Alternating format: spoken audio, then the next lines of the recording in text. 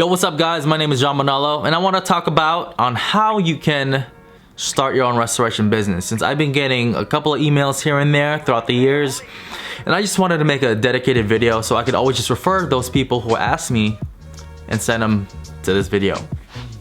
So, how do I start my own restoration business? You need to grab and hone your skills first before you start your own business, before you can advertise yourself as a sole proprietor.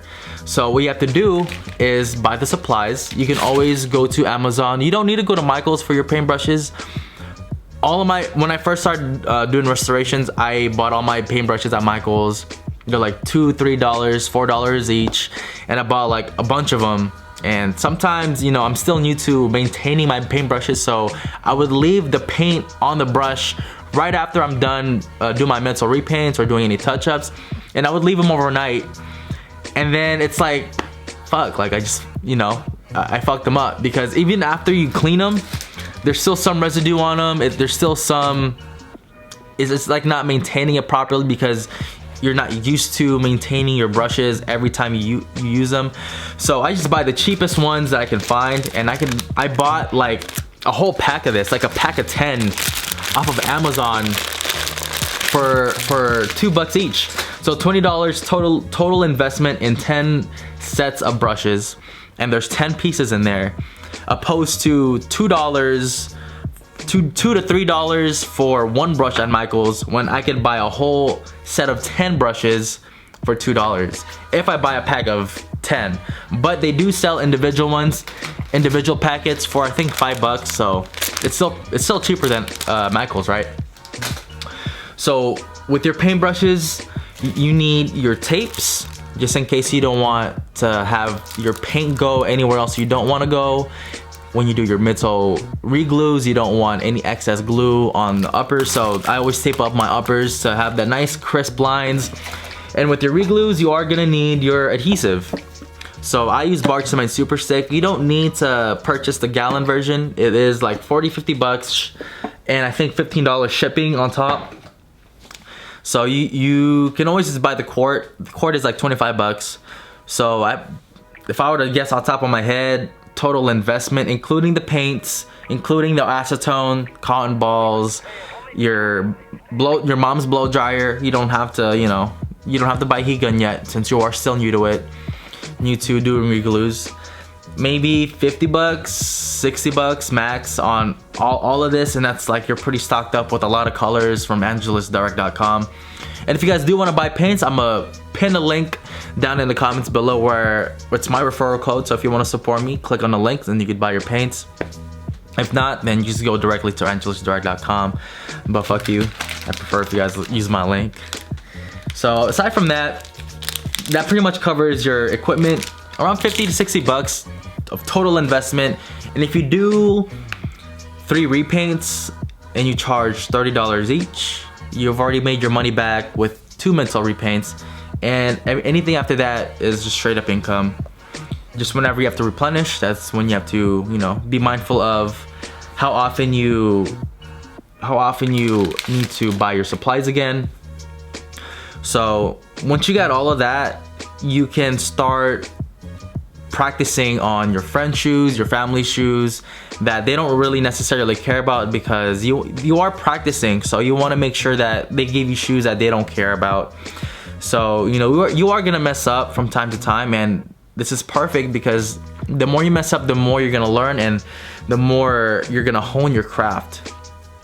So you're either gonna put too much paint on the paintbrush, so the midsole's cakey. You're gonna either put too much acetone on the cotton ball, and you're gonna end up damaging the midsole because there's too much solvent on the cotton ball. Either you put too much glue, too little glue. There's gonna be spider webbing when you do your re-glues, or it's just gonna separate, or the glue is gonna protrude when you clamp them together because you didn't let it cure fully.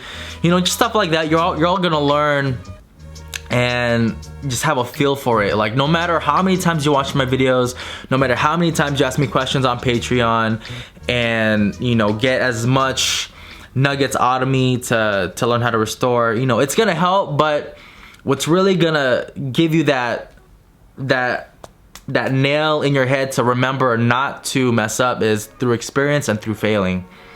So, you know, and once you start getting better, you can start increasing your prices, and I already have a separate video on that. I'm gonna put it up there in the top right corner on how to gauge your prices. And honestly, the whole takeaway from this, guys, if you guys really want to get better with not just restoring, fellas, but with life in general, is to fail. Don't be afraid to fail. Don't be afraid to go against the grain. You know, it's crazy how many times I've messed up and how many times I wanted to give up, because it's like, man, I fucked up on so many shoes. I fucked up on a lot of shoes that were expensive and priceless to some people because they have sentimental value, and I just wanted to give up, because it's like, man, like, I failed so many times, but when I look back, it's because of those failures I am where I am today. And it's, you know, it's a blessing in disguise, because you do have that discouragement. You do have that feeling inside you where you're like, man, should I even continue? Like, should I even be failing this much? But it's that drive to keep pushing forward and learning from your mistakes and making sure that mistake does not happen again will set you apart from people who just want to do this just for the fuck of it. And you know, those people who just want to do this just for the cash and don't have the passion for it, they're gonna burn out quicker than most, because once they fuck up, they're like, fuck, how am I gonna recover from this? So they're just gonna, you know, do something else. Just like me when I wanted to cut my own hair in high school. Like, I give myself the shittiest fade on this side, so I wore my beanies like this in high school. You know what I mean? Like, this one was cool, like, it was okay faded, but this one, I felt like Ray Charles gave me a fade himself. So I was just like this, like, what's up, you know? Like, that's when I was like, you know what, I don't think cutting hair is for me. So it's just really, like, is it really your passion, or are you just doing it for the dough? You know what I mean? If you're doing it for the dough, then just stick to like the most basic midsole restorations, like a midsole repaint, because anybody can get that down. But with reglues, those take a lot more skill, those take a lot more patience, and you really need a shit ton of patience when it comes to restoring. I know you guys want to get things done, get more money so you can bang out more shoes, but everything that you put on the shoe, paint, glue, varnish, they all have a cure time. And when you don't adhere to those rules of the cure time, you're gonna rush the process, you're gonna see why you should just, you know, lay back, do another job, and let this shoe do its own thing and cure, because it's gonna have a weaker paint job. It's not gonna fully glue properly. Everything is it has its own perfect timing, you know what I mean?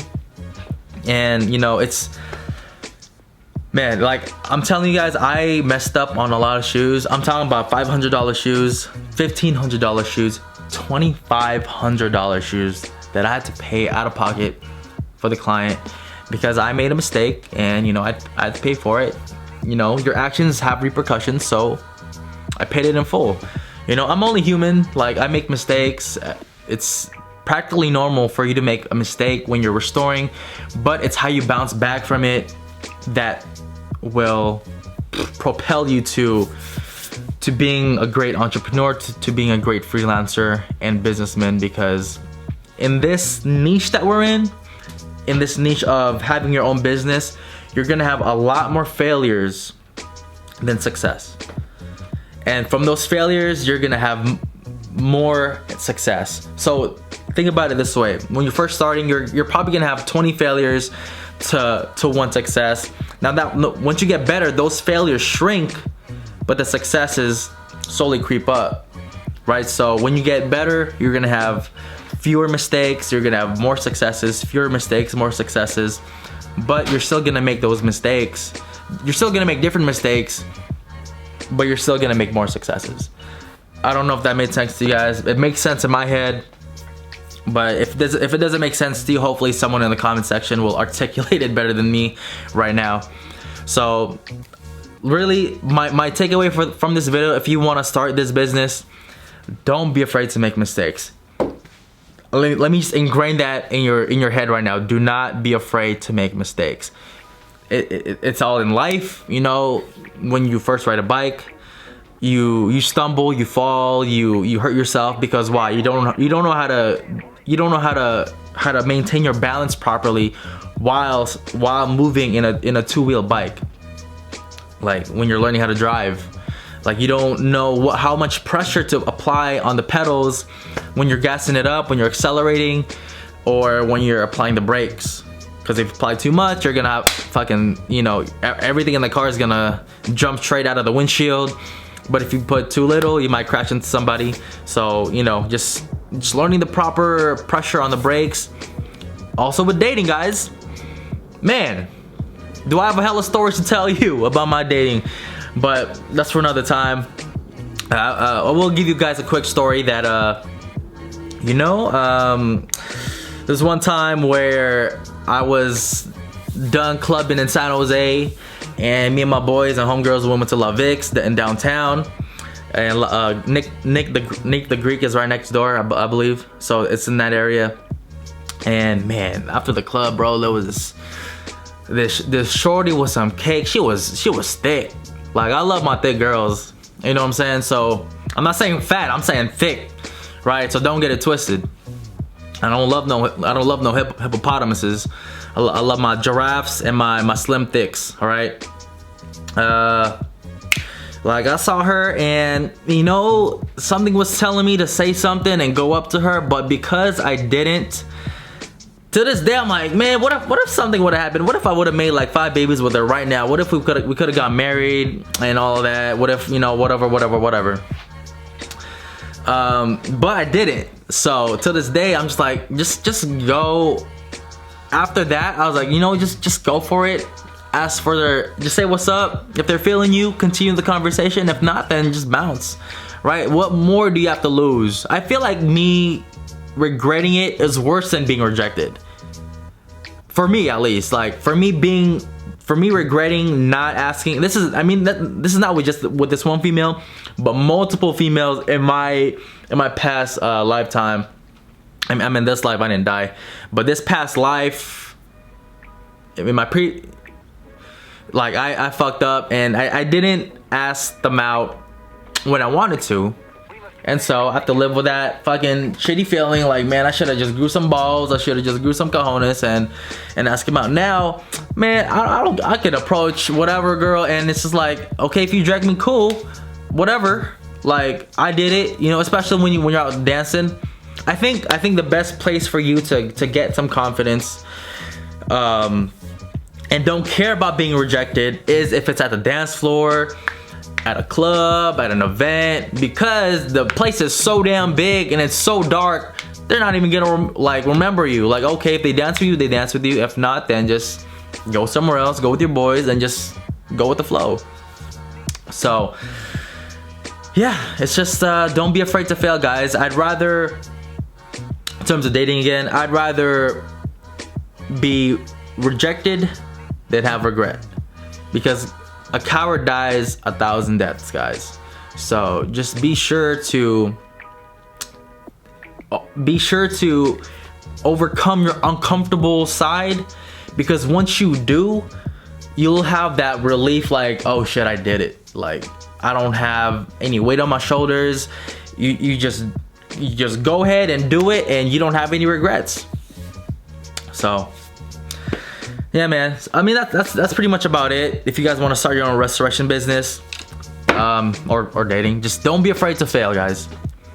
Do not be afraid to fail. You'll be surprised to see what you can get, or what you learn from doing that, and that'll project you much further than anybody else that is afraid to fail and that is afraid to step out of the comfort zone. All right, guys. Hope you guys learned something, and I'll talk to you guys next time. Yay!